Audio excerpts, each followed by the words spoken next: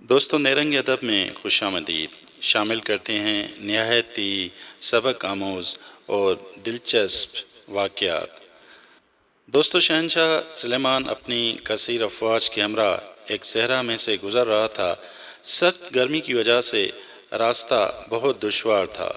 دوسری طرف ایک مضبوط قلعے میں بہت بڑی فوج کے ساتھ اس کا دشمن مقیم تھا اور اس کا منتظر تھا۔ بادشاہ نے ایک جگہ پڑاؤ ڈالا۔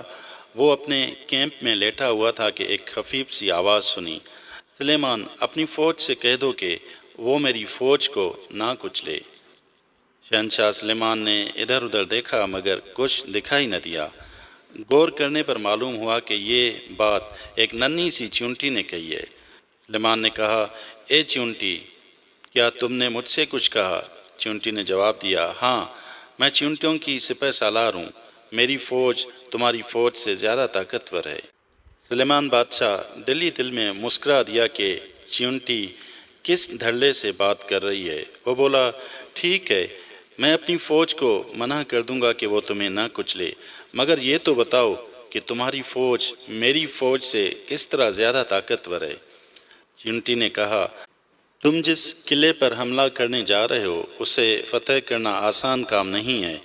دشمن طاقتور ہے، تمہیں سخت جنگ کا سامنا کرنا ہوگا، لیکن میں تمہیں بتاتی ہوں کہ جب تم اس قلعے پر پہنچو گے تو وہاں کا قلعہ دار ہتھیار ڈال دے گا، کیونکہ میری فوج تم سے پہلے اسے شکست دے چکی ہوگی۔ وہ کیسے؟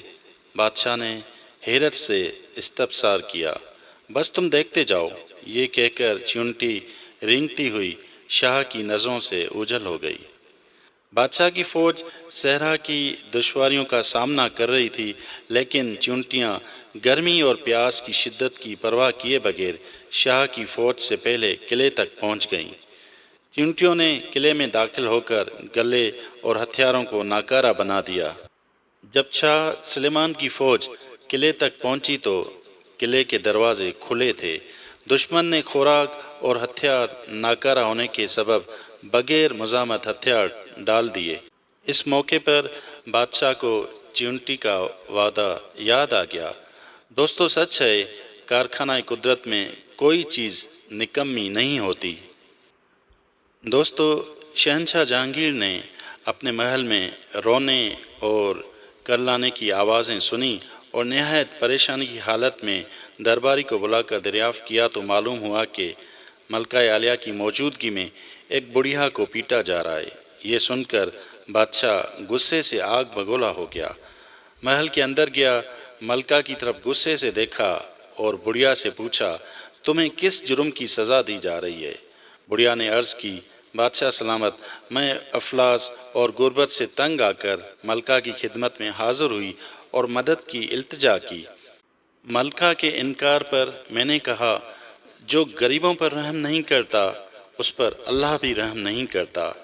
یہ سن کر ملکہ غصے میں آ گئی اور مجھے سزا دلانے لگی۔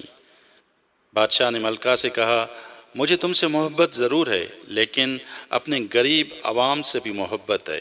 تمہاری سزا یہ ہے کہ تم بڑھیا سے معافی مانگو ورنہ تمہیں جیل بھیج دیا جائے گا۔ ملکہ نے اسے اپنی بے عزتی سمجھا اور معافی مانگنے سے انکار کر دیا۔ بادشاہ نے ملکہ کو جیل بھجوا دیا۔ جیل کے چند لمحات ہی ملکہ پر گراں گزرے اور اس نے بادشاہ کو اطلاع بھجوائی کہ وہ بڑھیا سے معافی مانگنے پر تیار ہے۔ شہنشاہ کے حکم پر ملکہ کو رہا کر دیا گیا۔ ملکہ نے بڑھیا سے معافی مانگی اور اسے تحفے تحائف بھی عنایت کیے۔